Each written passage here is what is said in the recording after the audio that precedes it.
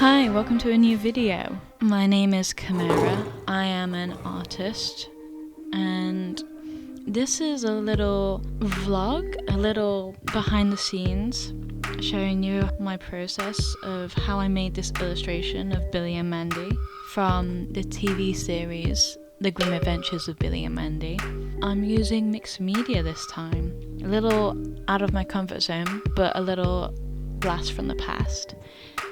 And this is not the first time I have felt nostalgic for old cartoons. I have tried to draw Mandy before. I believe it was last year at the start of my new sketchbook, but I wasn't 100% feeling it. I got her original design shape down, but something wasn't flowing. Maybe I was just trying too hard to draw her as everybody knows her. I've seen a lot of people draw Billy and Mandy like their original cartoon style, and it just doesn't seem to work because it's almost tracing it. None of them have traced them, but it is a case of there's no life in the drawing. It's very flat feeling. And even for me, even though I got the shapes right, it just felt very blah. I drew her as I would draw Mandy, and even that was kind of okay, but again, I just didn't feel there was no spark there. I was missing something. Recently, I find myself looking for old cartoons, especially old Cartoon Network. A few years ago, I just sort of stopped watching Cartoon Network. There seems to be, even with Disney, this feeling of make cartoons as fast as possible to bring income. And I just don't vibe with that, you know. It's very empty. There's no soul, it seems, in some cartoons these days. And I knew that this wave of 3D animations was going to come around because all of the animation studios just want to hire people who can do 3D. If you can do 3D, you will be hired immediately, it seems. However, I really enjoy hand-drawn animations. I love the old Disney, you know, the hand-drawn Lilo and Stitch, Sleeping Beauty. Snow White is one of their first real productions. But even then, The Little Mermaid, you know, you have those amazing animations that are from the 90s. Aladdin. Suddenly, after Toy Story and Pixar started doing their thing, everybody suddenly went, well, we don't really have to put in all this time and effort to animate. We can just make everything in 3D and speed everything up and make more money. Now, making money is fine. I mean, Walt Disney is a very he is a whole topic on his own. When it comes to his work, Walt Disney really wanted you to create with soul, with purpose. He would say to his animators, make it more realistic. So they would draw Mickey Mouse more realistic, and then he would say, no, make it more cartoony. So if he said realistic, he meant maybe make the movement more realistic. Maybe don't make it so loose. Now, having to translate for your boss is, I feel, something that most people have to do in their everyday jobs anyway. But Walt Disney wanted the cartoons to feel alive. And for anybody who has been an animator, you know what it's like to draw by hand, and you get that one moment of, oh my gosh, it's working, this character is alive. There's so many on YouTube now, these 3D animations, and you can just tell that they're rushed. There's nothing. And even then, some of the proportions or props or something just doesn't line up. You know, when a baby holds up, what was it? I saw a clip of it's like the one that did Baby Shark, where the little kid held up binoculars and they were too small for his face, so they went in between his eyes. It was just, a lot of 3D looks disturbing when it's rushed.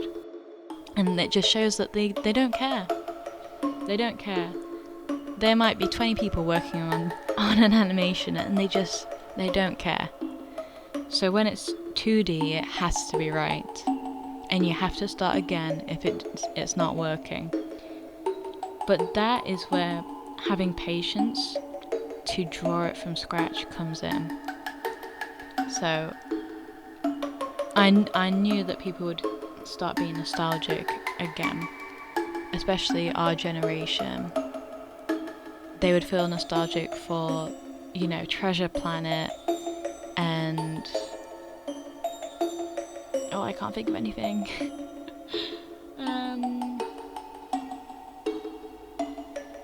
Treasure Planet, El Dorado, The Road to El Dorado. What are some other good cartoons?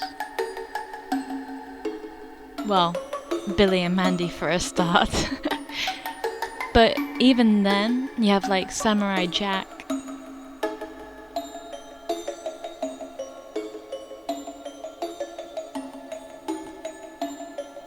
Foster's Home for Imaginary Friends.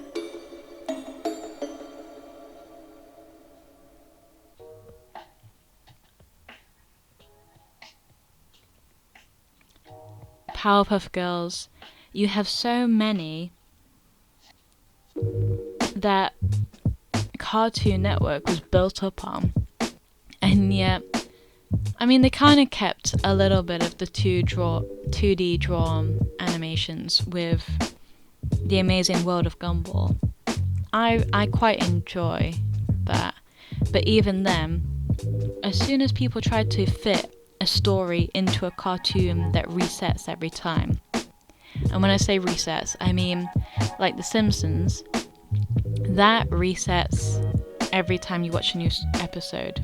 So if Homer, cut off his little toe, the next episode he had the toe back.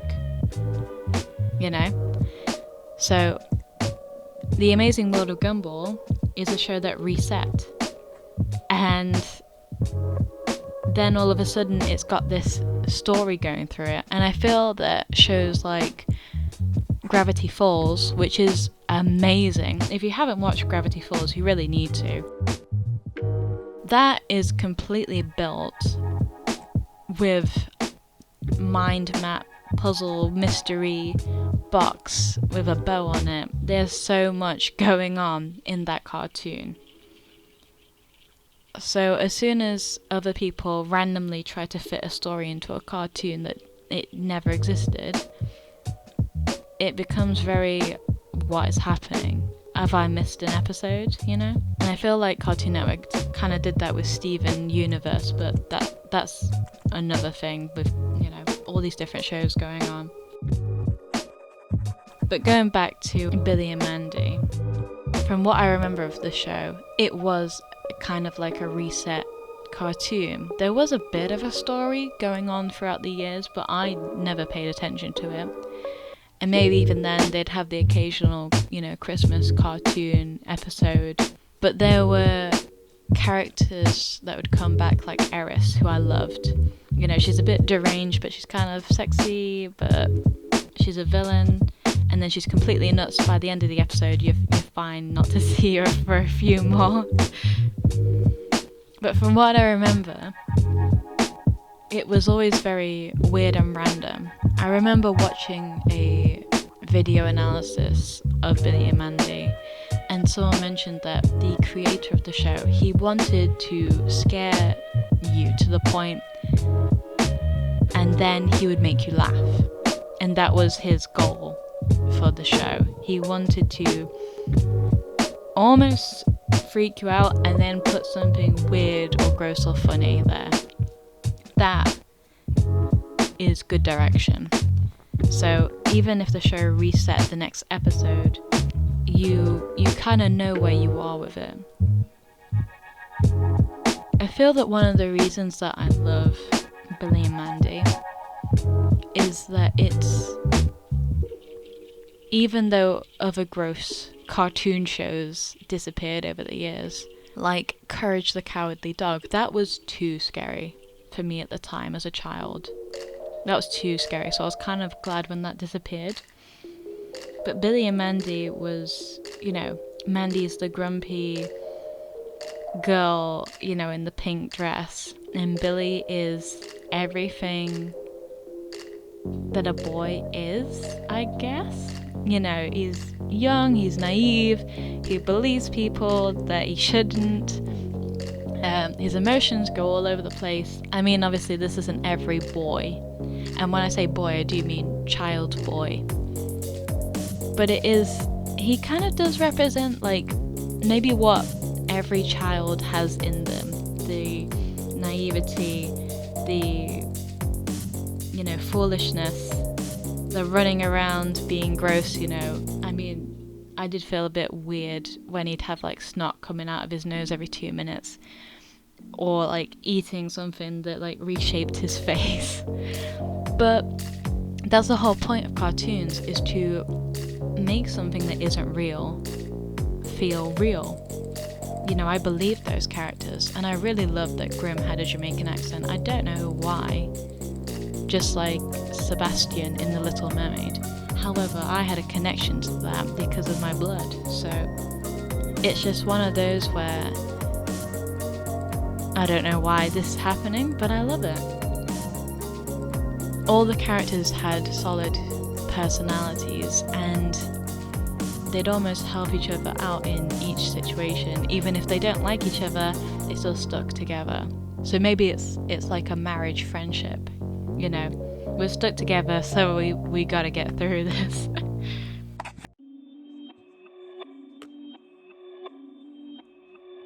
One of the things that still sticks in my mind about Billy and Mandy is how solid the cartoons themselves are. The design of them is so neat and precise. It's very recognizable. I noticed it when I was watching the show, but it's only when I've tried to draw it myself that I've noticed that the backgrounds are painted.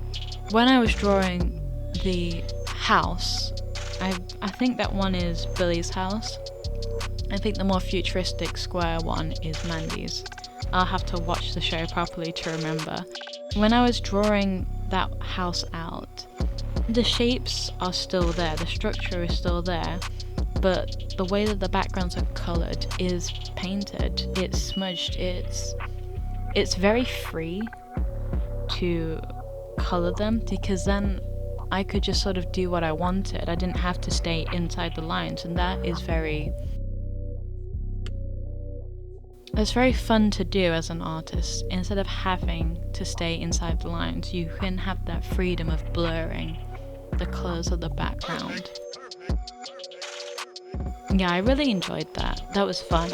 I feel that that's going to influence some of my creations in the future, because I have been thinking for a while, and I did do a little experimentation with one of my pieces of painting the backgrounds and then drawing over them. You might see more of that in the future, we'll see.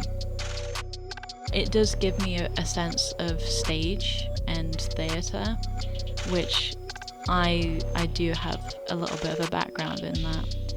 So yeah, we might see that again.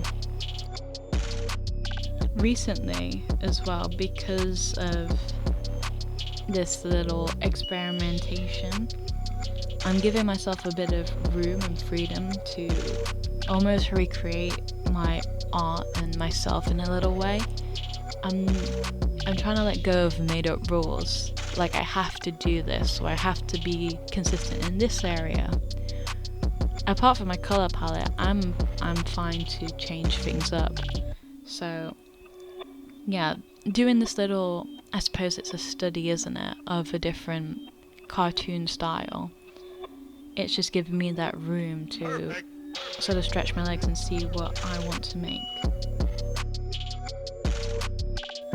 And I feel after last year, when I was purchasing other artists' work, because I never do that.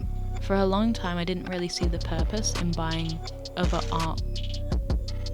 artists' work, which seems silly because I am an artist, but it's not until I did it myself that is when I felt like, wow, this piece inspires me and I want it in my house.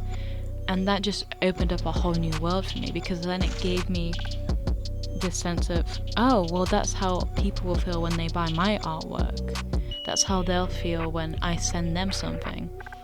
So about a week ago, I sent my Patreons individual paintings in ink. I love ink. I used to use it all the time, especially during college, but for some reason I've let it go. So again, being a little bit experimental, I decided to make them individual pieces of artwork, send it to them, and it was amazing just sending it, you know. And then some of them sent me videos or pictures of them opening it, and it was really cool. So I feel like I want more of that flow. I want to send people my artwork. I want to make it and print it and do stickers and all sorts. So yeah, it feels good to experiment. I'm really glad that my Patreon said, yes, I want you to make me something and send it to me. That was really cool.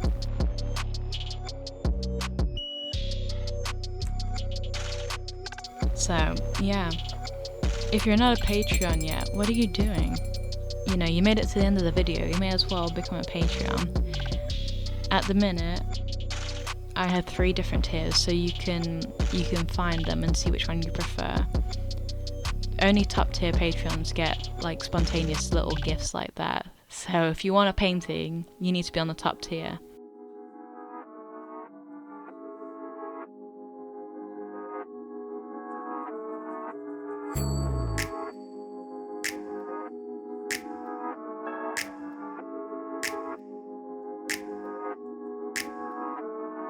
Thank you for watching this.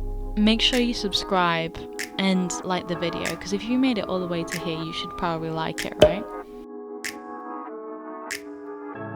And if you don't know what to put in the comments, maybe just put a skull emoji or a bone or something, because other people won't know what that is. They won't be in the club like you and me.